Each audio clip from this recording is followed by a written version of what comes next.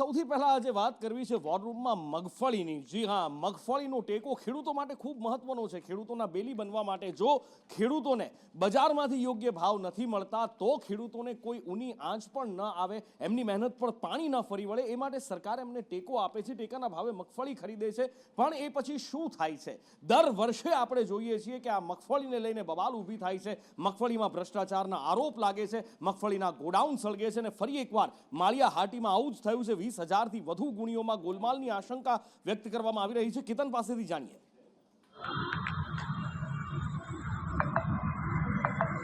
ચોક્કસ ટુકોર કે જ્યારે મગફળીની ટેકાના ભાવે ખરીદી થાય છે ત્યારે કંઈક ને કંઈક જે છે તે કૌભાંડ છે તે સામે આવતું હોય છે। આ વર્ષે પણ મગફળીમાં મોટે પાયે કૌભાંડ થયા હોવાના આક્ષેપો કરવામાં આવે છે। ખાસ કરીને માળિયાહાટીના તાલુકા પંચાયતના સદસ્ય છે પરમાર, તેમના દ્વારા અને જે ટ્રક એસોસિએશન જે છે તે જે ટ્રાન્સપોર્ટેશન સેક્ટર જે કોન્ટ્રાક્ટ આપે છે તેના દ્વારા આક્ષેપ કરવામાં આવે છે કે જે વીરડી સેવા સહકારી મંડળી દ્વારા માળિયાહાટીના તાલુકા જે યાર્ડમાં ખરીદી કરવામાં આવી હતી મગફળી કૌભાંડમાં, તેમાં 20,000 કરતાં પણ જે મગફળી ખરીદી કરવામાં આવી હતી તેને જે 20,000 મગફળીમાં જે ગોલમાલની આશંકા વ્યક્ત કરવામાં આવી છે, તમામ જે ગળુ રોડ ઉપર આવેલા હળદર જે પેપર મિલ છે તેમાં રાખવામાં આવી છે। તે પોતે ત્યાં ટ્રક લઈને ગયા હતા, 20,000 જેટલી ગુણીઓમાં જે તે ગોલમાલ છે તે કરી રહ્યા છે। ખાસ કરીને જે ગોડાઉનમાં રાખવામાં આવી છે તે ગોડાઉન ઉપર લઈ ગયા હતા। ખાસ કરીને ત્યાં આગળ જે ગોડાઉન ખોલવાની ના પાડી દેવામાં આવી હતી, જ્યારે તાલુકા પંચાયતના સદસ્ય દ્વારા પણ અનેક વખત રજૂઆતો કરવાઈ હતી, તેમ છતાં પણ જે કૌભાંડના મેનેજર છે અને તમામ લોકો દ્વારા છે તે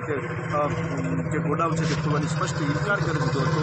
ત્યારે ક્યાંક ને ક્યાંક સ્પષ્ટ દેખાઈ રહ્યું છે કે ક્યાંક ને ક્યાંક મગફળીમાં કૌભાંડ થયા હોવાની આશંકા છે હોય છે। ખાસ કરીને રાજસ્થાનની મગડી જે મગફળી કહેવામાં છે તે દાબી દીધાની સ્પષ્ટ આશંકા વ્યક્ત કરવામાં આવી છે। જી મુકુ। અને હવે વાત કરવી છે અમદાવાદ એરપોર્ટ જાણે સોનાના દાણચોરો માટે, તસ્કરો માટે, સ્મગલરો માટે સોફ્ટ ટાર્ગેટ બની ગયું હોય એમ વારંવાર અહીંયાથી પ્રયત્ન કરવામાં આવે છે દાણચોરીનું સોનું ઘુસાડવાના, અને ફરી એકવાર આવો જ પ્રયત્ન થયો છે પણ આ પ્રયત્નને નિષ્ફળ બનાવી દેવામાં આવ્યો છે। 20 કરોડનું સોનું ઝડપાયું છે। ક્યાંથી, કોની જોડે, કેવી રીતે? જિગ્નેશ પાસેથી જાણીએ। જિગ્નેશ। નુપુર 2,77,00,000 રૂપિયાના સોના સાથે બે મુસાફરોની અમદાવાદ એરપોર્ટ એટલે કે સરદાર પટેલ ઇન્ટરનેશનલ એરપોર્ટ પરથી આ જે સોનું છે તે ઝડપી લેવામાં આવ્યું છે। અમદાવાદ ઇન્ટરનેશનલ એરપોર્ટના જે કહી શકાય કે જે યુનિટ છે એર ઇન્ટેલિજન્સ, તેને જે મુસાફરો હતા તેની ચકાસણી દરમિયાન આ સોનું છે તે મળી આવ્યું છે। સોનું અલગ અલગ ફોર્મમાં લાવવામાં આવતું હતું, એટલે કે 1 કિલોના ગોલ્ડ બાર છે, સાથે સોનાની ચેનો છે અને પાવડર ફોર્મમાં જે સોનું લાવવામાં આવતું હતું તે સોનું કબજે કરવામાં આવ્યું છે। જે કહી શકાય કે પ્રવાસીઓ જે જીન્સ પહેર્યા હતા તે જીન્સમાં તેઓ છુપાવી અને આ સોનું છે તે લાવી રહ્યા હતા, અને આવા બે મુસાફરો પાસેથી આ 2,77,00,000 રૂપિયાનું જે 3,050 ગ્રામ જે સોનું છે તે કબજે કરવામાં આવ્યું છે। અને આ સોનું કોના માટે લાવવામાં આવ્યું હતું, ક્યાં લઈ જવાનું હતું અને દુબઈથી અહીંયા લાવવા પાછળનો આશય શું હતો તે મામલે હવે તપાસ શરૂ કરવામાં આવી છે।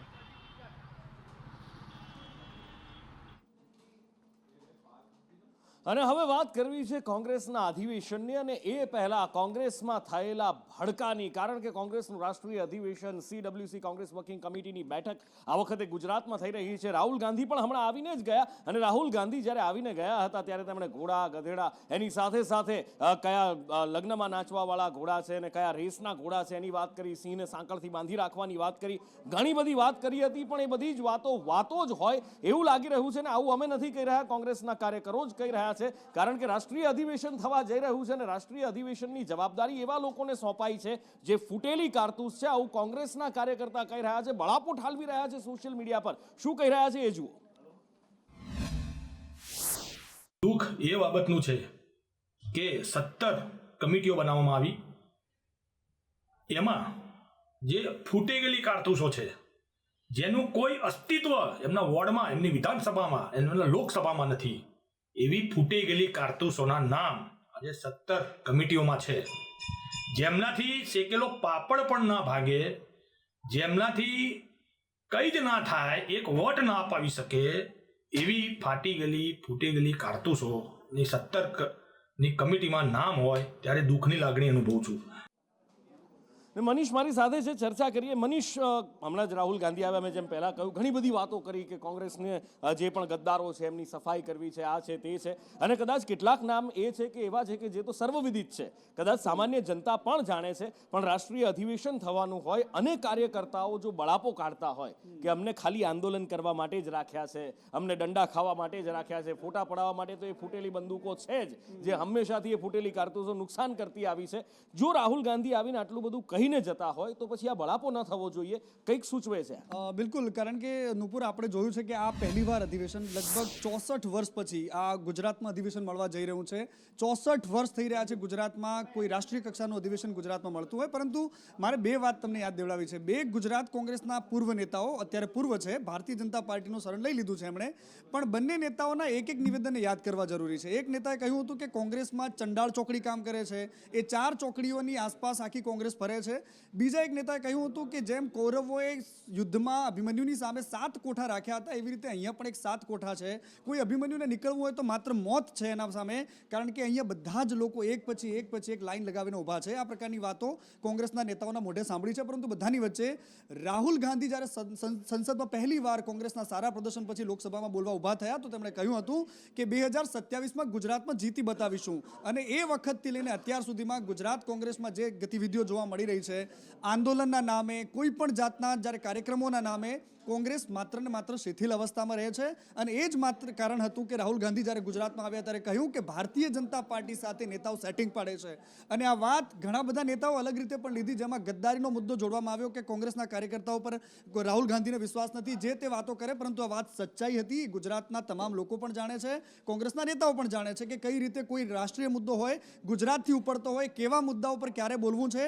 એ ઘણા બધા નેતાઓને આપણે જ્યારે ફોન કરતા હોય ત્યારે એમના મોઢા સિવાય જતા હોય છે. આપણને ખબર છે, મને છોડી દો એવું કહેનારા નેતાઓ પણ આપણે રોજ કેટલાય નેતાઓને ઓળખીએ છીએ નુપુર. અને એ જ વસ્તુ બતાવે છે જ્યારે કોઈ રાષ્ટ્રીય પાર્ટીનો નેતા છે, પ્રવક્તા છે, ને જ્યારે એમ કહે છે કે મને આ મુદ્દે છોડી દો, એનો મતલબ એ થાય છે કે એ પોતે ક્યાંક ને ક્યાંક એમાં બોલવા નથી માંગતા, એની પાછળ પોતાની પૂંછડી દબાયેલી છે. અને આ જ બધી પરિસ્થિતિઓ છે જે ગુજરાત કોંગ્રેસને બહાર આવવા માટે રાહુલ ગાંધીએ જે આહવાન કર્યું છે. રાહુલ ગાંધી જેટલી પણ મહેનત કરી લે, પરંતુ 27 પહેલા જે ગદ્દારો અને પાર્ટીના વફાદારોને અલગ નહીં પાડવામાં આવે તો પાર્ટી એની જ રહેશે. બિલકુલ, અને કોંગ્રેસની પરિસ્થિતિમાં કેટલો ફરક આવશે આવનારો સમય બતાવશે. પણ એક મોટો ફરક સંસદમાં આવ્યો છે. લોકોની આવક વધી છે કે કેમ, એ ચર્ચા ડિબેટેબલ છે, એ ચર્ચા થવી જરૂરી છે. પણ એની સામે સાંસદોના પગાર વધી ગયા છે. જી હા, સાંસદોના પગારમાં વધારો કરી દેવામાં આવ્યો છે. ને આપણે જોતા હોઈએ છીએ કે જ્યારે પણ કોઈ પણ મુદ્દો હોય તો લોકસભા હોય, રાજ્યસભા હોય, હોહા થતી હોય વિધાનસભાઓની અંદર પણ જ્યારે સાંસદોના ફાયદાની વાત આવતી હોય ત્યારે બધા જ એક સૂરમાં જોવા મળતા હોય છે. સંજય મારી સાથે છે. સંજય, કેટલો પગાર પહેલા હતો, હવે કેટલો? પૂર્વ સાંસદોના પેન્શન પણ વધ્યા. શું કારણ છે કે આ પગાર વધારો કરવામાં આવ્યો અને કેવું એક સૂરે બધાએ એને વધાવી લીધું? ચોક્કસથી જે પ્રમાણે સરકાર એક તરફથી એવું કહે છે કે મોંઘવારી નથી વધી રહી અને એના આંકડાઓ પણ દર 3 મહિને રજૂ કરવામાં આવે છે. દર વખતે એવું બતાવવામાં આવે છે કે મોંઘવારી ઘટી રહી છે, પરંતુ આ મોંઘવારી સાંસદોને નડતી હોય એવું દેખાઈ રહ્યું છે. કારણ કે જે પ્રમાણે સામાન્ય રીતે કર્મચારી હોય, સરકારી કર્મચારી હોય, એમને પગાર વધારવા માટે કે એના માટે લડતો લડવી પડતી હોય છે, ત્યારબાદ એ પગાર વધારો થતો હોય. પરંતુ સાંસદોના પગારમાં અચાનક જ વધારો થયો, કોઈ નહીં માહોલ કશું જ નહીં, કોઈ ડિમાન્ડ કશું જ નહીં, પરંતુ સીધો જ 25,000 રૂપિયાનો પગાર વધારો થઈ ગયો છે. હવેથી સાંસદોને 1,24,000 રૂપિયા દર મહિને પગાર મળશે. એ સાથે પગાર અને પેન્શન અને ભથ્થામાં પણ વધારો કરવામાં આવશે. જે ભથ્થું દૈનિક ભથ્થું 2,000 હતું એને વધારીને 2,500 રૂપિયા કરવામાં આવ્યા છે. અને પૂર્વ સાંસદોને 26,000 રૂપિયા પેન્શન આપવામાં આવતું હતું, એ 31,000 રૂપિયા પેન્શન કરી દેવામાં આવ્યું છે. અને આ વધારો એપ્રિલ 2025થી લાગુ થઈ જશે, એટલે કે આવતા મહિનાથી સાંસદોનો પગાર છે એ વધારા સાથે આવશે. જી. અને હવે વાત કરવી છે વિસાવદર વિધાનસભાની પેટા ચૂંટણીની. કોકડું ઉકેલાઈ ગયું છે ને ચૂંટણીનો રસ્તો સાફ થઈ ગયો છે. જોકે ચૂંટણી પંચે હજી સુધી જાહેરાત તારીખની નથી કરી, પણ રાજકીય પાર્ટીઓની ગતિવિધિ તેજ થઈ ગઈ છે. અને આમ આદમી પાર્ટી સૌથી વધુ ઉતાવળી, સૌથી વધારે હરખપદુડી છે કે ભાઈ ઉમેદવાર પણ જાહેર કરી દીધા. ગોપાલ ઇટાલિયા અહીંયાથી ચૂંટણી લડશે અને ગોપાલ ઇટાલિયાએ પ્રેસ કોન્ફરન્સ પણ કરી લીધી. અને પ્રેસ કોન્ફરન્સમાં આવેગમાં આવીને, ઉન્માદમાં આવીને એમણે એ પણ કહી દીધું કે ભારતીય જનતા પાર્ટીમાં તાકાત હોય તો મને ખરીદીને બતાવે. તો સામે ભારતીય જનતા પાર્ટીએ પણ વળતો જવાબ આપ્યો છે. એમનું કહેવું છે કે અમે કોઈ ખરીદ વેચાણ નથી કરતા, અમે ક્યારેય કોઈને ખરીદતા નથી. ગોપાલ ઇટાલિયાને સામેથી વેચાવું લાગે છે કે ગુજરાતમાં ભાજપ એમ માને છે કે ભાજપ ધારશે અને ખરીદી લેશે, ભાજપ ધારે એને ડરાવે, ભાજપ ધારે એને પક્ષ પલટો કરાવે, ભાજપ ધારે એને પૈસાથી ફોડી નાખે. મારી ગુજરાતના ભાજપના તમામ માણસોને ચેલેન્જ છે કે ગુજરાતમાં કોઈ ભાજપની અંદર માયનો લાલ હોય તો આ ગોપાલભાઈ ઇટાલિયાને તોડી ફોડી ડરાવી કે ખરીદી બતાવે. હું જોઉં છું કે કોણ છે એ. કોઈને ખરીદતું નથી અને ખરીદ ફરોખ એ ભારતીય જનતા પાર્ટીનો ધંધો નથી. અને મારે ગોપાલ ઇટાલિયાને એટલું જ કહેવાનું કે નેગેટિવ નિવેદનો આપી અને ચર્ચામાં રહેવું કે નેગેટિવ પ્રવૃત્તિ કરીને ચર્ચામાં રહેવું, મહિલાઓ માટે હેલ્પફેલ બોલવું, આ ગોપાલભાઈના માટે એ સામાન્ય વસ્તુ થઈ ગઈ છે. એટલા જ માટે કદાચ 2022ની ચૂંટણીમાં એમના જ પક્ષે એમને ગુજરાત પ્રદેશના પ્રમુખ તરીકે પાણીચું આપી અને ઈસુદાનને મૂક્યા હતા. એ ગોપાલભાઈ કદાચ ભૂલી ગયા લાગે છે. બીજું કે આ પરિસ્થિતિમાં ગોપાલભાઈ એવું કહી રહ્યા છે કે ભાજપ મને ખરીદીને બતાવે, એટલે પોતાની જાતને વેચાવું છે તો સાબિત એમણે કરી દીધું કે હું વેચાઉં છું. વિસાવદરની ચૂંટણી જાહેર થઈ છે. આમ તો સ્થાનિક સ્વરાજની ચૂંટણીઓમાં પણ આપણે જોયું હતું કે જે સંસદની ચૂંટણી લડતા હોય, દેશની ચૂંટણી એક સાથે મળીને લડતા હોય, એ અહીંયા જ્યારે ગુજરાતની ચૂંટણીઓની વાત આવે તો અહીંયા સામસામે લડતા જોવા મળે છે. અને ફરી એકવાર અહીંયા વિસાવદરમાં એવું જ થયું, Aam Aadmi Party versus BJP versus Congress છે. જી હા, કારણ કે પેટા ચૂંટણીનો માહોલ હવે શરૂ થઈ ચૂક્યો છે. માહોલ હવે જામવાની શરૂઆત પણ થશે. પણ આ પહેલા જ કોંગ્રેસ અને આમ આદમી પાર્ટી સામસામે આવી ગયા છે. મનીષ દોશી જે પ્રવક્તા છે કોંગ્રેસ પાર્ટીના, એમના દ્વારા કહેવામાં આવ્યું છે કે આ એક પરિપક્વતા છે કે કોઈ પણ વિચાર વિમર્શ કર્યા વગર એકદમ આવી રીતે ટીવી ઉપર આવીને જાહેરાત કરી દેવી એ પરિપક્વતા છે. અમારી સાથે ચર્ચા તો કરવી જોઈતી હતી, તો સામે ગોપાલ ઇટાલિયાએ પણ એનો જવાબ આપ્યો. પોતાને અનુકૂળતા પ્રમાણે ઉમેદવારની આપે જાહેરાત કરી છે. એમનો અબાધિત અધિકાર છે, પણ એનો અર્થ એ પણ નથી કે કોંગ્રેસ પક્ષ ઉપર ગમે તેવા આરોપો મૂકે, કોંગ્રેસ પક્ષ વિશે ગમે તેવી વાત કરે. વાતચીત વિના એકતરફી જાહેરાત કરવી અને બીજી બાજુ ભાષાની મર્યાદા વિના કોંગ્રેસ ઉપર આરોપનામા મૂકવા, વધુ એક વખત એમને અપરિપક્વતાનો નજારો કર્યો છે. ફરક નથી જ પડવાનો તો શું કામ કહેવા આવે છે? એણે સામે આવીને નિવેદન આપ્યું એનો અર્થ જ એ છે કે ફરક તો બહુ પડે છે પણ બોલી શકાતું નથી જ ફરક પડતો તો ઇગ્નોર કરવી જોઈએ. અવગણો અમારી વાતને, અમારી જાહેરાતને એટલી સિરિયસ શું કામ લે છે? અને હવે વાત ગોંડલના એ યુવાન રાજકુમાર જાટની, જેના મૃત્યુ બાબતે અનેક શંકાઓ, આશંકાઓ, કુશંકાઓ અને રહસ્યો ઘેરાઈ રહ્યા છે. કારણ કે અકસ્માતથી મોત ન થયું હોવાના દાવા વારંવાર કરવામાં આવી રહ્યા છે, પણ એ દાવા તંત્ર દ્વારા, પોલીસ વિભાગ દ્વારા નકારવામાં આવી રહ્યા છે. ત્યારે ડોક્ટર હેમાંગ વસાવડા, આમ તો કોંગ્રેસના નેતા છે, પણ સાથે જ ન્યુરોસર્જન પણ છે. કોંગ્રેસના નેતા તરીકે નહીં પણ ન્યુરોસર્જન તરીકે એમણે નિવેદન આપ્યું છે કે 3 વર્ષની કારકિર્દીમાં મેં આવો રિપોર્ટ ક્યારેય નથી જોયો. કારણ કે વાહનથી જો અડફેટે જાય તો અડફેટ વાહનની લાગી જાય તો એ દૂર ફેંકાઈ જાય, માણસ કદાચ એની નીચે કચડાઈ જાય, પણ 42 ઈજાઓ કેવી રીતે આવે? ગુદાના ભાગ ઉપર ઈજાઓ વાહનની ટક્કરથી કેવી રીતે આવે? ઘણા બધા સવાલો એમણે ઉઠાવ્યા છે. વાહન અકસ્માતમાં મારી 30 વર્ષની જિંદગીમાં ખૂબ વાહન અકસ્માતના કેસોની સારવાર કરી છે. આવી 42 ઈજાઓ જોવા મળે એવું હું પહેલી વાર જોઈ રહ્યો છું. કુલ 42 ઈજાઓ મૃતકના શરીર ઉપર છે. પોસ્ટમોર્ટમ રિપોર્ટના 19મા કારણ કોઝ ઓફ ડેથમાં એવું બતાવવામાં આવ્યું છે કે આ ઈજાઓ મૃત્યુ પહેલાની હતી, ફ્રેશ હતી એટલે કે તાજી હતી, અને કઠણ અને બોથડ પદાર્થથી થયેલી ઈજાઓ હતી. ક્યાંય એવું નથી લખવામાં આવ્યું કે આ ઈજાઓ વાહન અકસ્માતથી સંભવી શકે તેવી ઈજાઓ હતી.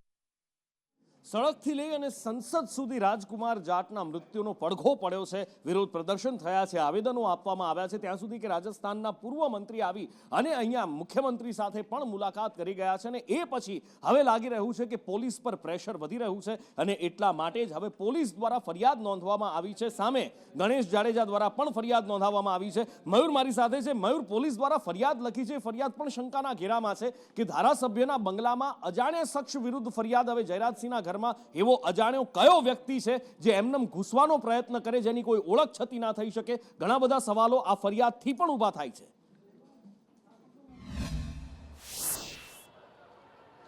બિલકુલ નુપુર, રાજકુમાર જાટનું જ્યારથી મોત થયું છે ત્યારથી તેમના પિતા રતનકુમાર જાટ જે છે તે એક ફરિયાદ તે કરી રહ્યા છે, આક્ષેપ જે છે તે કરી રહ્યા છે કે મારા પુત્ર અને મને જે ગણેશ ગોંડલ અને તેમના જે સાથીદારો હતા તેમના દ્વારા જયરાજસિંહના બંગલાના એટલે કે ગણેશના બંગલાની અંદર માર મારવામાં આવ્યા હોવાના આક્ષેપ જે છે તે થઈ રહ્યા છે. પોલીસે આ બાબતે કહ્યું હતું કે ત્યાં મારકૂટ નથી થઈ, પરંતુ સીસીટીવી જે છે તે અધૂરા જાહેર કર્યા અને ત્યારબાદ અનેક શંકાઓ જે છે તે ઉપજી રહી છે. કારણ કે પોલીસ દ્વારા કહેવામાં આવ્યું હતું કે પૂરા સીસીટીવી જાહેર કરવામાં આવશે, પરંતુ આખરે હવે જ્યારે જે ફોરેન્સિક રિપોર્ટ આવ્યો છે તેમને લઈને અનેક સવાલો જે છે તે પોલીસની ઉપર ઊભા થઈ રહ્યા છે. કારણ કે જે પ્રકારે પોલીસની કામગીરી પહેલેથી જ શંકાના દાયરામાં જોવા મળી રહી છે. કારણ કે જે પ્રકારે સીસીટીવી જાહેર કરવાનું કહ્યા બાદ અધૂરા સીસીટીવી જાહેર કર્યા, મારામારીની ઘટના ન બની હોવાનું કહી હવે પોલીસ જે છે તેમના દ્વારા અજાણ્યા જે શખ્સ વિરુદ્ધ ફરિયાદ નોંધવામાં આવી. તો પહેલા શા માટે ફરિયાદ ન નોંધવામાં આવી? પહેલા પોલીસ એવું કહેતી હતી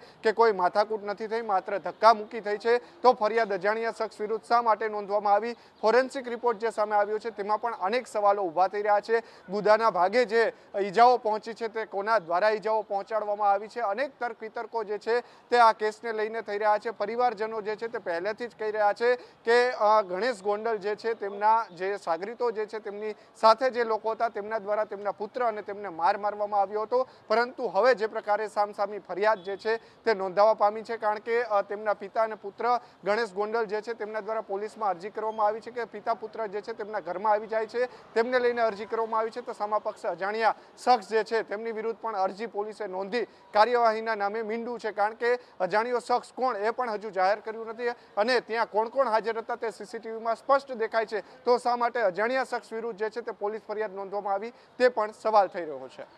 થોડા દિવસ પહેલા દક્ષિણ ગુજરાતમાં એટલે કે તાપીમાં મોરારી બાપુની કથા હતી અને એમાં દક્ષિણ ગુજરાતમાં આદિવાસી વિસ્તારોમાં ધર્માંતરણ પર મોરારી બાપુએ મોટા સવાલો અને ચિંતા ઊભા કર્યા હતા. અને એ પછી ગૃહ રાજ્ય મંત્રી હોય કે શિક્ષણ મંત્રી હોય, બંને દ્વારા ચિંતા વ્યક્ત કરવામાં આવી અને આકરા પગલાં લેવાની વાત પણ કરવામાં આવી હતી. આટલા દિવસ જતા રહ્યા અને આ મુદ્દે રાજકારણ શરૂ ન થયું એ એક મોટી આશ્ચર્યનો વિષય હતો. પણ એક એ નવાઈ અહીંયા આગળ ભાંગી છે. હવે ચૈતર વસાવાએ જવાબ આપ્યો છે. એમનું કહેવું છે, ધારાસભ્યશ્રીનું કહેવું છે કે અહીંયા કોઈ પ્રવૃત્તિ નથી થતી. મોરારી બાપુએ એક પત્રનો ઉલ્લેખ કર્યો હતો. એમની પાસે જે પત્ર આવ્યો હતો એમાં એમણે કહ્યું હતું કે શિક્ષકો ધર્માંતરણ કરાવે છે, પગાર સરકારનો લે છે ને કામ ધર્માંતરણનું કરે છે, એ એમણે વાત કરી હતી. ત્યારે ચેતર વસાવાનું કહેવું છે કે કોઈ એવા શિક્ષકો નથી. એ તો 1980 પહેલા એવી હાલત હતી. અત્યારે ક્યાંય ધર્માંતરણ ન થતું હોવાનું ડંકાની ચોટ પર ચેતર વસાવા કહી રહ્યા છે. વિદ્વાન માણસ છે અને કથાકાર છે. જ્યારે અમારા વિસ્તારમાં તાપી જિલ્લામાં એમણે કથાનો કાર્યક્રમ હતો એ દરમિયાન એમણે કીધું કે શિક્ષકો ધર્માંતરણની પ્રવૃત્તિ કરે છે. જે વાતને હું સમર્થન નથી કરતો, વખોડું છું. એમની પાસે આવા કોઈ પુરાવા હોય તો એ સરકારને આપે. અમારી સામે આવી કોઈ ફરિયાદ આજ દિન સુધી આવી નથી. રહી વાત ખ્રિસ્તીની, તો 1970થી લઈને 1980ના દરમિયાન આદિવાસી વિસ્તારોમાં જ્યારે આદિવાસી લોકોની પરિસ્થિતિ કથળેલી હતી, ખ્રિસ્તી સમુદાયના મિશનરીઓ ત્યાં ઘણા આવ્યા. એમણે શૈક્ષણિક સંસ્થાઓ, આરોગ્યની હોસ્પિટલો અને આદિવાસીઓના જીવન નિર્વાહ માટે, એમને રોજગારી માટે, ખેતી માટે અનેક કામો કર્યા, જેને લઈને આદિવાસી સમુદાયના લોકો એમની તરફ આકર્ષાયા, એ દિશામાં ગયા. વિધાનસભાનું સત્ર ચાલી રહ્યું છે અને પ્રશ્નોત્તરી કાળ પણ થઈ રહ્યા છે અને એમાં ધારાસભ્યો સવાલ પૂછતા હોય, મંત્રીઓ જવાબ આપતા હોય અને આ જ સિલસિલામાં એક મંત્રીએ જવાબ આપવામાં થોડો વધારે સમય લઈ લીધો અને વિધાનસભા અધ્યક્ષ શંકર ચૌધરીએ મંત્રીને ટકોર કરવી પડી. અધ્યક્ષ અકળાઈ ગયા હતા. આખરે કોણ હતા એ મંત્રી અને કેમ એમને ટકોર કરવી પડી, કેમ વિધાનસભાના અધ્યક્ષ અકળાઈ ગયા? હિરેન પાસેથી જાણીએ. હિરેન,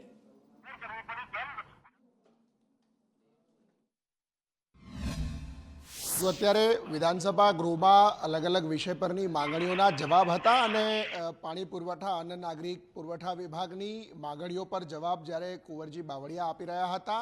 દરેક મંત્રી અને ધારાસભ્યોના બોલવાનો સમય નિશ્ચિત હોય છે. મંત્રીએ લગભગ 1 કલાક જેટલો સમય પોતાના વિભાગોના જવાબ આપવામાં લીધો હતો. છતાં પણ એક વિભાગ હજુ જવાબ આપવાનો બાકી હતો અને વધુ સમયની માંગણી કરી હતી. ત્યારબાદ અધ્યક્ષે છતાં 5 મિનિટ આપી હતી. જો કે મંત્રીએ પોતાનો જવાબ પૂરો ન કરતા અધ્યક્ષે 3 વખત એમને ટકોર કરી હતી. છતાં પણ કુંવરજી બાવળિયા પોતાનો જવાબ ચાલુ રાખતા મંત્રી પર અધ્યક્ષ અકળાયા હતા અને તેમણે કહ્યું હતું કે એક વખત અધ્યક્ષની ચેર પરથી સૂચના મળે કે બેસી જવાનું એટલે મંત્રી બેસી જવાનું હોય છે. આ પ્રકારે વિધાનસભા ગૃહમાં સમય મર્યાદા કરતાં વધુ લાંબુ મંત્રી જ્યારે બોલતા હતા અને એમને અટકાવવા માટે અધ્યક્ષે ક્યાંક ગુસ્સે થવું પડ્યું હોય એ પ્રકારની સ્થિતિ વિધાનસભા ગૃહમાં જોવા મળી છે. વિધાનસભા ગૃહમાં આજે હાટકેશ્વર બ્રિજનો અમદાવાદનો એ બ્રિજ એનો મુદ્દો પણ ગુંજ્યો હતો. ધારાસભ્ય ઇમરાન ખેડાવાલાએ આ મુદ્દો ઉઠાવ્યો હતો અને વાત એકદમ સચોટ રીતે એમણે મૂકી હતી કે બ્રિજનો ઉપયોગ જ ન થયો અને આ બ્રિજ કાટમાળ બની ગયો છે. તોડવા માટે ટેન્ડર બહાર પાડવામાં આવ્યું. આટલી હદે ભ્રષ્ટાચાર થઈ રહ્યો છે. ભાજપના એક ધારાસભ્યએ પણ ભ્રષ્ટાચારનો મુદ્દો ઉઠાવ્યો અને એની સાથે સાથે આ ભ્રષ્ટાચારનો મુદ્દો ઊભો થયો હતો અને એના પછી જ્યારે ભારતીય જનતા પાર્ટી એટલે કે સત્તા અને વિપક્ષ વચ્ચે જ્યારે ગૃહની અંદર શાબ્દિક ટપાટપી થઈ તો મુદ્દો એક ચોક્કસ જ્ઞાતિના દબાણો સુધી આવીને ઊભો રહ્યો અને ભ્રષ્ટાચારનો મુદ્દો જાણે રફાદફા કરવાનો પ્રયત્ન કરવામાં આવ્યો. હાટકેશ્વર બ્રિજના અંદર જે પ્રમાણે છેલ્લા 5 વર્ષના અંદર આ બ્રિજ બન્યો અને બ્રિજ અત્યારે બંધ હાલતમાં છે. બ્રિજ એ સમયમાં અમદાવાદ સંકલન સમિતિની મિટિંગના અંદર મેં રજૂઆત કરી હતી કે આ બ્રિજની જ્યારે બન્યો ત્યારે કેટલામાં બન્યો હતો, ત્યારે આ બ્રિજ 57 કરોડ રૂપિયામાં બન્યો હતો અને જ્યારે એને અત્યારે ડિમોલિશન અને તોડવાની કામગીરી સોંપવામાં આવી તો કોઈ ટેન્ડર રાજસ્થાનની કંપનીએ ભર્યું છે તે 70 કરોડ રૂપિયામાં. એક તરફ 57 કરોડમાં બનેલું બ્રિજ 70 કરોડ રૂપિયામાં તોડવામાં આવે તો આમાં મોટા પ્રમાણમાં મને લાગી રહ્યું છે કે ભ્રષ્ટાચાર થઈ રહ્યો છે, પરંતુ મંત્રી પાસે આનો કોઈ પણ જવાબ હતો નહીં. અને હવે વાત કરવી છે બેફામ થતા ખનન માફિયાઓની. આ એવા ખનન માફિયાઓ છે જે કદાચ કોઈને પણ નથી ગાંઠતા અને એક બુલડોઝર આમના ઘર ઉપર પણ ચાલવું જોઈએ, આમના ગેરકાયદેસર દબાણો ઉપર પણ ફરવું જોઈએ એવી લોક માંગ ઉઠી રહી છે. એની સાથે સાથે નેતાઓ પણ કહી રહ્યા છે. ગીર સોમનાથના ધારાસભ્ય વિમલ ચુડાસમા દ્વારા સનસનીખેજ આરોપ લગાવવામાં આવ્યા છે કે ગીર સોમનાથમાં આ ખનન માફિયાઓ બેફામ બન્યા છે. 2 ખનન માફિયાઓના નામ સાથે તેમણે કહ્યું પ્રવીણ રાઠોડ અને લલિત રાઠોડ હપ્તા પૂરા પાડે છે અધિકારીઓના અને કદાચ ખાખીના પણ ખિસ્સા ભરતા હોવાના એમણે આરોપ લગાવ્યા છે. આજે એક વિસ્તારના આજે એક ધારાસભ્ય તરીકે હું પત્ર લખતો હોય, લોકેશન આપતો હોય અને ત્યાં મોટા મોટા આપણે વિધાનસભાના 2 માળ સુધી જે અંદર વહી જાય આટલા મોટા મોટા ખાડા પડેલા છે, છતાં પણ અહીંના કમિશનરને જાણ હોવા છતાં અહીંના સચિવને જાણ હોવા છતાં પણ આજે ત્યાં આજની રોજે પણ ધમધમથી બિલ્ડિંગ લાઇમસ્ટોનનું ચાલી રહી છે. ખનિજ માફિયા બેફામ જાહેરમાં કહી રહ્યા છે કે અહીંયા અમારું કોઈ નહીં બગાડી લે, અમે છેક સુધી હપ્તા આપીએ છીએ એવું જાહેરમાં કહેતા હોય છે. આજે એક ધારાસભ્ય તરીકે જો વાતનો કોઈ સાંભળતો હોય તો સામાન્ય માણસનું શું થતું હશે. ભૂપેન્દ્ર ઝાલાનું એ કૌભાંડ કેટલાય લોકોને રાતા પાણીએ રોવડાવી દીધા, કેટલાય સરકારી શિક્ષકોને એજન્ટ બનાવી દીધા અને લોકોને એક પાઈ માટે એમના પોતાના પૈસા માટે મોહતાજ કરી દીધા. આજે વિધાનસભા ગૃહમાં આ મુદ્દો પણ ઉઠ્યો હતો અને એમાં સરકાર દ્વારા કેટલાક સ્વીકૃતિ કરવામાં આવી, કેટલીક વસ્તુઓ સ્વીકારવામાં આવી, કેટલાક આંકડા રજૂ કરવામાં આવ્યા અને એ આંકડા ચોંકાવી દે એવા હતા. હિરેન પાસેથી જાણીએ.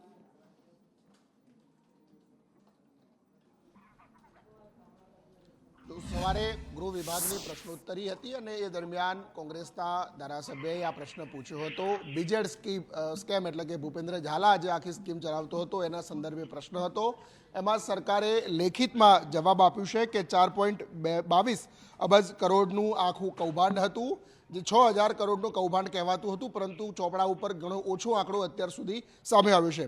આ ઉપરાંત અત્યાર સુધી 11,833 જેટલા લોકો સામે આવ્યા છે કે જેમની સાથે આ પ્રકારે પૈસા લીધા છે અને ક્યાંક છેતરપિંડી થઈ છે એનો આંકડો પણ રજૂ કરવામાં આવ્યો છે. 16 જેટલા આરોપીઓની ધરપકડ ગૃહ વિભાગ એટલે કે પોલીસે કરી છે. હજુ કેટલાક આરોપીઓની આ અંદર 15 જેટલા એજન્ટો છે એની ધરપકડ કરવાની બાકી છે. એટલે આ બીજેડ કૌભાંડના આંકડા છે કે જેમાં સરકાર દ્વારા એ સ્વીકૃતિ કરવામાં આવી છે કે કેટલી હદે ભૂપેન્દ્ર ઝાલા દ્વારા આ કૌભાંડ કરવામાં આવ્યું, કેટલા લોકોને એને રાતા પાણીએ રોવડાવી દીધા છે અને કેટલા લોકોના પૈસા ફસાવેલા છે. હજારોની અંદર સંખ્યા પહોંચે છે. હવે જોવાનું એ છે કે કાર્યવાહી શું કરવામાં આવે છે. લોક માંગણી તો ઉઠી રહી છે કે એનો પણ વરઘોડો કાઢવામાં આવે. હવે જોઈએ થાય છે કે કેમ. આ બાજુ આરોગ્ય કર્મીઓ પોતાની માંગને લઈને હજી પણ અડગ છે. આરોગ્ય સેવાને એસેન્શિયલ સર્વિસમાં સરકારે અને ગણી લીધી છે અને એમાં એનો સમાવેશ કરી દેવામાં આવ્યો છે અને બીજી બાજુ આરોગ્ય કર્મીઓ પોતાના હક માટે પડતર માંગણીઓને લઈ આજે પણ અડગ છે. આજે પણ 17 દિવસથી એ આંદોલન કરી રહ્યા છે. સત્યાગ્રહ છાવણી પર તેઓ પહોંચ્યા. ગ્રેડ પે સુધારણા, ટેકનિકલ કેડરમાં સમાવવા માંગ, આવી અનેક માંગણીઓ એમની છે અને જ્યારે સરકાર દ્વારા એસેન્શિયલ સર્વિસની અંદર દાખલ કરી દેવામાં આવી આરોગ્ય સેવા અને હવે આંદોલન નહીં ચાલે એવા કડક શબ્દો કહેવામાં આવ્યા પણ એની કોઈ જ અસર નથી. પોતાની માંગ ન પૂરી થાય ત્યાં સુધી આ હડતાલ નહીં સમેટાય એવું સ્પષ્ટપણે એમનું કહેવું છે. પંચાયત હસ્તકના આરોગ્ય કર્મચારીઓ 17 માર્ચથી સરકાર સામે આંદોલનો છે. એમની પડતર માંગણીઓ એમને ટેકનિકલ કેડરમાં ગણવા અને ખાતાકીય પરીક્ષા રદ કરવી સહિતની જે બાબતો છે એ બાબતો સાથે આ આંદોલન ચાલી રહ્યું છે. છેલ્લા 5 દિવસથી અચોક્કસ મુદતની હડતાળ પણ ચાલી રહી છે. રાજ્ય સરકારે હડતાળને સમાપ્ત કરવા માટે એસ્મા લગાવેલું છે, છતાં પણ ગાંધીનગર ખાતે આ આંદોલન યથાવત છે. આજે પણ સવારથી અલગ અલગ જિલ્લામાંથી વિભાગના જે કર્મચારીઓ પહોંચેલા છે અને છેલ્લે સુધી હોય તે પ્રકારની સ્થિતિ અત્યારે છે. જે આગેવાનો છે બંને પક્ષે અડગ છે. શું સ્થિતિ લાગે છે? કારણ કે અગાઉ તો તમે માની ગયા હતા, સરકારે કીધું હતું એ પ્રકારે. અગાઉ જ્યારે અમારી હડતાલ વખતે સરકારશ્રી દ્વારા અમને સ્પષ્ટ કહેવામાં આવેલું હતું કે તમને ટેકનિકલ પગાર ધોરણમાં સમાવેશ કરી આપવામાં આવશે. એના માટે સરકારશ્રી દ્વારા ટેકનિકલ કમિટી રચવામાં આવેલી હતી. એ ટેકનિકલ કમિટી 22/3/2024ના રોજ અહેવાલ આપેલો છે કે MPW, FHW, MPHS, FHS આ કેડર ટેકનિકલ કેડરમાં સમાવેશ થયેલ છે. બરાબર, આનો સમાવેશ કરવો એવો પોઝિટિવ અભિગમ આપેલો છે. તેમ છતાં સરકારશ્રી દ્વારા પરિપત્ર, ઠરાવ, GR કરવામાં આવેલ નથી. કાયમી કર્મચારીઓને તમામને 2 પ્રકારની નોટિસ આપી છે અને ધમકીઓ આપવામાં આવે છે. એસ્મા લગાડી અને એ લોકોને એક તરફી છૂટા કરવા માટેની પણ પ્રોસેસ. એક બાજુ આ આરોગ્ય કર્મચારીઓ પોતાની માંગણીને લઈને અડગ છે, પોતાના ન્યાય માટે લડત ચલાવી રહ્યા છે. પોતાની માંગણીઓ સંતોષવા માટે સરકારને પહેલા વિનંતી કરી અને હવે હડતાલનું શસ્ત્ર ઉગામ્યું છે. અને બીજી બાજુ શિક્ષકો પણ પોતાની માંગ માટે અડગ છે. આ બાજુ વ્યાયામ શિક્ષકોની ભરતી કરવા માટે ઉમેદવારો દ્વારા અડગ માંગ કરવામાં આવી છે. વ્યાયામ શિક્ષક ભરતીના હવે આંદોલનના મંડાણ થઈ ચૂક્યા છે. સત્યાગ્રહ છાવણીમાં ઉમેદવારોએ વિરોધ નોંધાવ્યો હતો. અમારી એક જ માંગ છે. આજે અમે બધા લોકો ભેગા થયા છે ગાંધીનગર આંદોલન માટે કે અમારી વ્યાયામ શિક્ષકની ભરતી કાયમી થાય. બસ અમારી એક જ માંગ છે. ખેલ સાહેબની કાયમી ભરતી કરો. દાદા તો વડનગરમાં રિબીનો કાપીશું અને અમે અહીંયા ગોધીનગરમાં 45 ડિગ્રીમાં હોય ઊભા છે. બોલો તમારે શું નિર્ણય લેવો છે સાહેબ? અમે અહીંથી નીકળવાના નથી. આજ સરકાર થઈ નથી. નારા લગાવો. દિવાળી વેકેશન, ઉનાળુ વેકેશન ઉંમર વધારી અને ગતકડું આપી દીધું છે અને વ્યાયામવીરોને અંગ્રેજ નીતિ પ્રમાણે ભાગલા પાડીને રાજ કરો એવો અમારી શિક્ષકોની ભરતી કરતી નથી. તો આજે અમારી એટલી જ માગણી છે કે આજે અમને અહીંયા કહેવામાં નહીં આવે કે તમારી અહીંયા ભરતી કરવામાં આવશે તો અહીંયાથી અમે ગાંધીનગર છોડવાના નથી. જ્યાં સુધી ભરતીનો કોઈ નિર્ણય લેવામાં નહીં આવે ત્યાં સુધી આ બધા જ લોકો અહીંયા બેસી રહેવાના છે. બુલેટ ટ્રેનનું કામ બુલેટ ગતિએ ચાલી રહ્યું છે, એમાં કોઈ બેમત નથી. કારણ કે સમય મર્યાદામાં આ ડ્રીમ પ્રોજેક્ટ પૂરો કરવાનો છે. દેશની પહેલી બુલેટ ટ્રેન છે, પણ એક મોટું અડચણ આમાં આવ્યું. એક મોટી દુર્ઘટના અમદાવાદના વટવામાં થઈ કે જેમાં બુલેટ ટ્રેનનું કામ ચાલી રહ્યું હતું. એ વખતે એક મોટી ક્રેન ધરાશાયી થઈ ગઈ. 2 લોકો ઇજાગ્રસ્ત થયા છે. 25 ટ્રેનોને રદ કરવી પડી છે. 5 ટ્રેનોને સમયમાં ફેરફાર કરવા પડ્યા છે. 7 ટ્રેનોને ડાયવર્ટ કરવામાં આવી છે. આ ઘટનાને, આ દુર્ઘટનાને 12 કલાક વીતી ગયા છે, પણ હજી સુધી અધિકારીઓ કંઈ જ બોલવા તૈયાર નથી કે 600 ટનની આ ક્રેન આખરે તૂટી તો તૂટી કેવી રીતે અને અકસ્માત થયો કેવી રીતે, કોઈ જ કંઈ જ બોલવા તૈયાર નથી. બધાના મોઢે તાળા લાગી ગયા છે. નેશનલ હાઈ સ્પીડ રેલ એટલે કે બુલેટ ટ્રેન પ્રોજેક્ટનું કામ અમદાવાદ મુંબઈ વચ્ચે જોરશોરથી ચાલી રહ્યું છે. ત્યારે ગઈકાલે આ જ કામગીરી દરમિયાન જે મહાકાય ક્રેન છે તેની જ્યાં જોઈ શકાય છે કે આ ક્રેન છે કે જે પડી ગયું અને આ મહાકાય ક્રેન પડતા 2 લોકોને સામાન્ય ઈજા પણ પહોંચી છે. ત્યારે અત્યારે હાલ જે કલાકો વીત્યા બાદ પણ અત્યારે હાલ આ જે ક્રેન છે તેને ઊભું કરવાની કામગીરી છે તે કરવામાં આવી રહી છે. આજે વટવા હાથીજણ વિસ્તારમાં જે રોપડા બ્રિજ નજીક એકાએક જ આ બુલેટ ટ્રેનની કામગીરી દરમિયાન આ વિશાળ ક્રેન છે તે ઘસી પડ્યું હતું અને આ ઘટનામાં જે ઈજા 2 લોકોને પહોંચી છે. બુલેટ ટ્રેનના પિલ્લર ઉપર મૂકવામાં આવેલ ક્રેન છે કે જે અચાનક જ કોઈ કારણોસર ધરાશાયી થઈ ગઈ હતી અને આ દુર્ઘટના છે તે સર્જાઈ હતી. ઓવરહેડ વાયર તૂટી ગયો હોવાથી મુંબઈ અને અમદાવાદ વચ્ચેના રેલ વ્યવહારને અસરો પહોંચી છે. અમદાવાદ શહેર એટલે ભારતનું સૌથી પહેલું વર્લ્ડ હેરિટેજ સિટી. અહીંયા જૂના શહેરો છે. પોળ અમદાવાદની એક ઓળખ રહી છે, પણ શું આ પોળના મકાનોનું સાર સંભાળ કે પછી એમને વ્યવસ્થિત રીતે મેન્ટેનન્સ કરવામાં આવે છે કે કેમ, એ સવાલ વારંવાર ઉઠતા આવ્યા છે. અને ફરી એકવાર આ સવાલ ત્યારે ઉઠ્યો છે કે જ્યારે માણેક ચોકમાં ઘાંચીની પોળમાં 2 મકાનો તૂટી પડ્યા હતા અને એમાં એક મકાન તૂટી પડ્યું હતું અને એમાં 2 લોકો દટાયા હતા. થોડા દિવસ પહેલા પણ આવી જ એક દુર્ઘટના બની હતી અમદાવાદમાં પોળમાં. ફરી એકવાર એક મકાન તૂટી ગયું અને એમાં 2 લોકો દટાયા હતા. સ્થાનિકોએ તાત્કાલિક દોડી આવી માનવ ધર્મ નિભાવ્યો હતો, માનવતા દર્શાવી હતી અને બંને લોકોને એ કાટમાળમાંથી બહાર કાઢ્યા હતા. અંકલ, કેટલા વાગ્યાનો આ બનાવ હશે અને કોણ ઈજાગ્રસ્ત થયું છે? છે 1 વાગ્યાનો. એટલે મારા બેન હતા અંદર અને નાનો ભાણો હતો, એ બેને વાગેલું છે, એને હોસ્પિટલ લઈ ગયા છે. જર્જરી આખું સારું હતું, જર્જરી જ નહોતું. ઈજાઓ કેટલી થઈ છે? 2 જણને. હાલ એકચ્યુઅલી આગળનું મકાનના કારીગરો કામ કરતા હતા અને એ લોકો કારીગરો કામ કરીને જમવા ગયા બપોરના રિસેસમાં, અને એ લોકો જમવા ગયા અને 3જી કે 4થી મિનિટે મકાન પડ્યું. એટલે 12 વાગે જેવું થયું આવે અને એકદમ પડ્યું, અવાજ આવ્યો, પછી અંદરથી ચીસ પાડવા માંડ્યા બંને જણ, બચાવો બચાવો બચાવો. હવે બધો ધૂણો બહુ થઈ ગયો તો દેખાતું નહોતું. ત્યાં પછી અમે જોયું કે ગમે તે બચાવ તો પછી અંદર કોઈ ડટાયું તો છે જ. બીજા મજૂર ગયું હોય તો મજૂરો જમીન કામ પતાવી નીકળી ગયા હતા અહીંથી, અને પછી થયું આ. કેમેરામેન ચેતન પરમાર સાથે દિવ્યા ચૌહાણ, સંદેશ ન્યૂઝ, અમદાવાદ.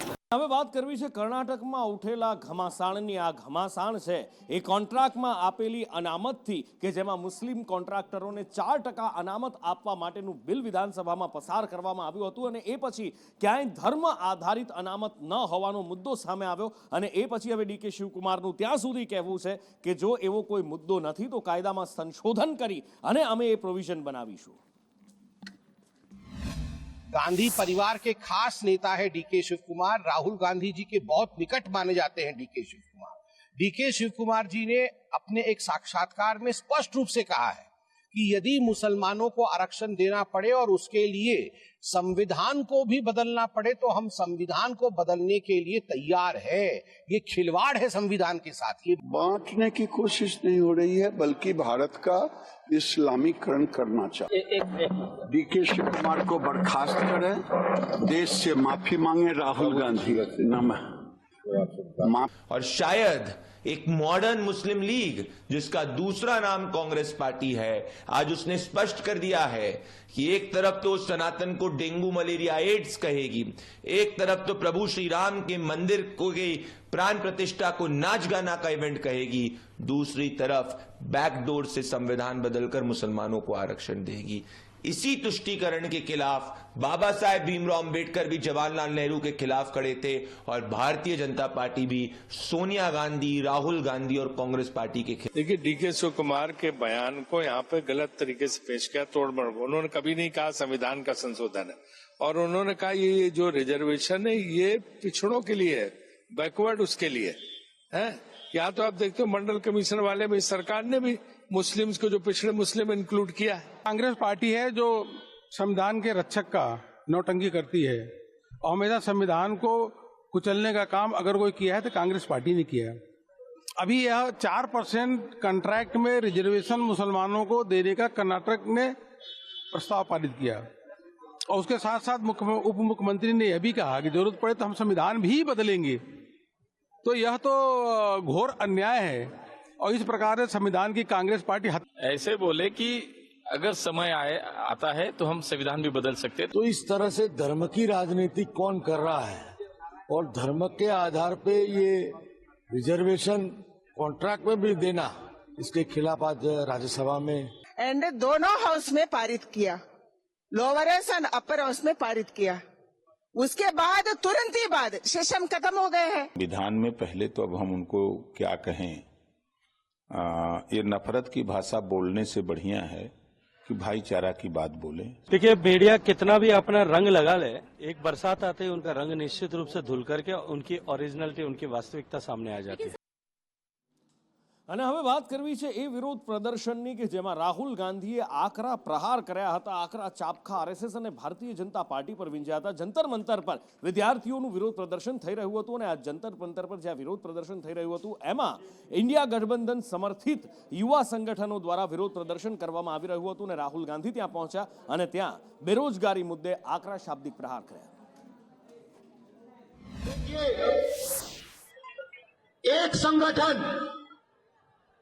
एक संगठन हिंदुस्तान का जो भविष्य है, हिंदुस्तान का जो फ्यूचर है, हिंदुस्तान का एजुकेशन सिस्टम है, उसको खत्म करने में लगा है। उस इंस्टीट्यूशन, उस संगठन का नाम आरएसएस है। भाइयों बहनों, सच्चाई है कि अगर हमारा शिक्षा का सिस्टम उनके हाथों में चला गया, जो आस्ते आस्ते जा रहा है, तो ये देश बर्बाद हो जाएगा, इस देश में किसी को रोजगार नहीं मिलेगा और ये देश खत्म हो जाएगा। વ્યવસાય રોજગાર કે દુકાન લઈને બેઠા હો તો સાવચેત રહેજો, કારણ કે ચોર ક્યારે ક્યાંથી કયા વેશમાં આવે એ કહી શકાય એવું નથી ને એવું જ કંઈક રાજકોટમાં પણ થયું, કારણ કે રાજકોટમાં એક ફરસાણની દુકાનમાં એક ગ્રાહક આવ્યો, પણ એ ગ્રાહક નહીં, ગ્રાહકના સ્વાંગમાં એ ચોર હતો. એક રિક્ષાવાળો આવે છે અને ત્યાંથી ચોરી કરી અને જતો રહે છે. કેવી રીતે ચોરીને અંજામ આપ્યો, કોણ હતો, એને પકડવા માટે શું પ્રયત્નો થઈ રહ્યા છે વગેરે વગેરે, શું ચોરીને ગયો છે ત્યાંથી મયુર પાસેથી જાણીએ. બિલકુલ નુપુર, રાજકોટમાં ફરસાણની દુકાનમાં ચોરીની ઘટના જે છે તે સામે આવી છે. રિક્ષા ચાલક જે છે તે ગ્રાહકના સ્વાંગમાં આવી રોકડ રકમની ચોરી કરતો હોય તેવા સીસીટીવી જે છે તે સામે આવ્યા છે. ગ્રાહકના સ્વાંગમાં રિક્ષા ચાલકે રોકડ રકમની ચોરી કરી અને ફરાર થઈ ગયો હોવાનું હાલ સામે આવ્યું છે. ચોરીની સમગ્ર ઘટના સીસીટીવીમાં કેદ થઈ છે અને દુકાનદાર દુકાનમાં ન હોવાથી તેમણે આ પ્રકારનો લાભ ઉઠાવ્યો હોવાનું હાલ સામે આવ્યું છે. દુકાનના ગલ્લામાં જે રોકડ પડી હતી તે રોકડની ઉઠાંતરી કરી રિક્ષા ચાલક જે છે તે ફરાર થઈ ગયો હોવાનું હાલ સામે આવ્યું છે. હાલ સમગ્ર મામલે સીસીટીવીના આધારે પોલીસે કાર્યવાહી જે છે તે શરૂ કરી છે. માર્ચ મહિનો ચાલી રહ્યો છે પણ ગરમી માઝા મૂકી રહી છે, એવી માઝા મૂકી રહી છે કે હવે માર્ચ મહિનામાં જ આ ગરમી પ્રાણઘાતક જીવલેણ સાબિત થઈ રહી છે. રાજ્યમાં ગરમીથી મૃત્યુનો આ ઉનાળાનો પહેલા 3 કેસ એક દિવસમાં એક સાથે સામે આવ્યા છે. કૃણાલ પાસેથી જાણીએ. કૃણાલ, નુપુર, જે રીતે કાળઝાળ ગરમીની હજુ શરૂઆત છે અને તેમાં જ વડોદરા શહેરમાં કાળઝાળ ગરમીના પ્રકોપથી 3 લોકોના મોત નીપજ્યા છે, જેમાં એક બાળકીનો પણ સમાવેશ થાય છે. ઉલટી, શરદી, ખાંસી બીમારી અને અન્ય જે બીમારીઓ છે તેને કારણે ગભરામણ થતી હોય છે, તેના કારણે લોકો મોતને ભેટી રહ્યા છે. જેમાં ખોડિયારનગરના 35 વર્ષીય બહાદુર યાદવનું ઉલટી થયું અને બાદમાં મોત નીપજ્યું હતું. અને છેલ્લા 15 દિવસથી બીમાર એક 55 વર્ષની આદળ વિરાટ શાહનું પણ ગભરામણ થયા બાદ મોત નીપજ્યું હતું. સૌથી દુઃખદ બાબત એ છે કે છાણીની 13 વર્ષીય ખુશી રાજપુરોહિત કે જેને શરદી ખાંસીની સારવાર ચાલતી હતી અને તેનું પણ મોત નીપજ્યું છે.